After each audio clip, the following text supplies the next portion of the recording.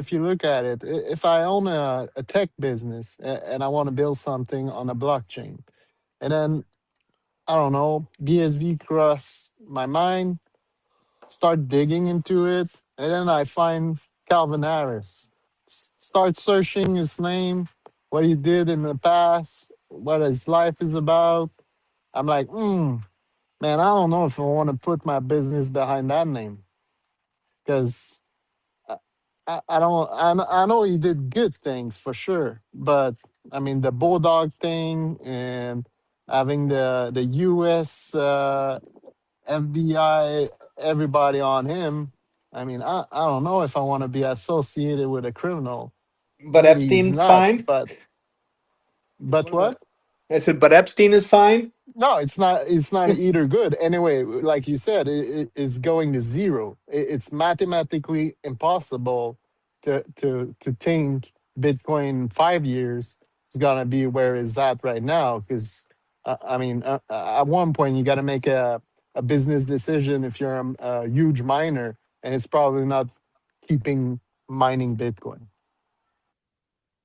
Well, as a business owner myself, I can tell you that if I had the choice between two suppliers, and one supplier was giving me the widget for X amount of dollars, let's say it's $100, and I'm selling this item for $200, and this guy, he's the greatest human being in the world, father of three, super loyal with his wife, yada yada yada. Guy number two offers to sell me the same thing for $20. $20 or $100. And the $20 guy is a real.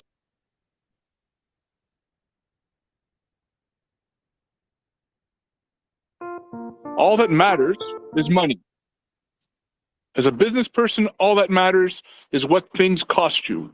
So this is back to the point where CSW was basically saying $500 million or Aussie man bad. Which one do you think they'll pick? Mm-hmm. It's economics, period. If you think anybody is in business to be a nice guy, you're living on a planet. I'm not sure it's Earth, but you're living somewhere because it just doesn't work that like that in the real world. I can agree on that. I can agree, but still, there's it's itchy, you know. It's not. It's not. Well, if you dig into the Calvin Ayre thing, you got to understand that the U.S. government had a hard-on for him.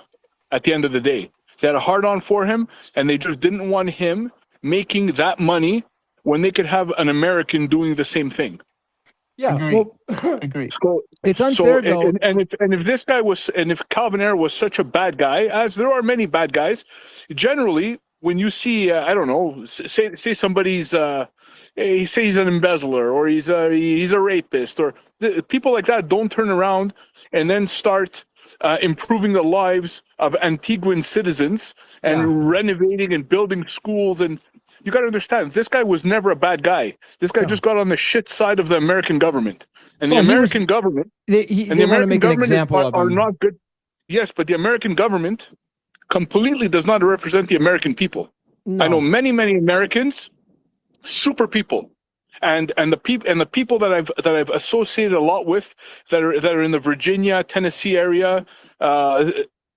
Some of the greatest people, nicest people, most giving people I've ever met in my life, and they are so disparaged by the media. They're called all kinds of names. It's crazy. These are some of the best people I've ever met. And the way the media and the government likes to play these people off as being Bible thumpers and lunatics and whatever else they call them over there. You go down there and meet these people, some of the best people I've ever met in my life, hands down. Let me just chime in here on the Titan of blockchain a little bit. I'll give you some background because what had happened there. Because he was, when he came out of Vancouver. So he's coming out of Vancouver and he moves out there to the Caribbean and to start into the online gaming, and then became the biggest online gaming company in the world with Bodog. Then he got a target on his back. Now at that point, they wanted to make an example of him, and there was another guy who they put in jail for 25 years. But as opposed to him, answering the complaint, he never pled. He never entered a plea. Instead, he got complete immunity. So it's unfair to say, "Oh, you're guilty." No, that's double jeopardy. The U.S. government made a deal with him, and he got complete immunity from that suit, meaning he was he's innocent. Not the word not guilty. He was innocent of that immunity. So he was completely immune to that. Now he ended up paying $40-something million, but that wasn't because he paid the money. They confiscated that from him and then never gave it back. So, in his defense, he never was found guilty. He was in fact innocent, not even not guilty. He never pled. So it's My understanding of that actually is that there is some, I don't know if it's a treaty or some sort of legal standing that Antigua has with the U.S. that basically made it so he wasn't even breaking the law in the U.S. truth. And Antigua won that case, I believe. The truth about that, David, is more fascinating than you can imagine. Let me just give you a background on how that actually happened. I'm going to invite you up, Casey, co-host. Is that the reason Antigua has that special privilege is because of Calvin Ayre, because he's the one that brought it to Antigua. Antigua was not in the position that it was before he became a citizen there. He actually helped, basically build that alignment, that treaty, that diplomatic, alignment to give them that status. And it's legal there to do the online gaming now. Okay, so he helped bridge all of that together. And that's part of why he was completely immune. So he followed the law and he did it all proper. He literally did everything proper. So hats off to this guy. He's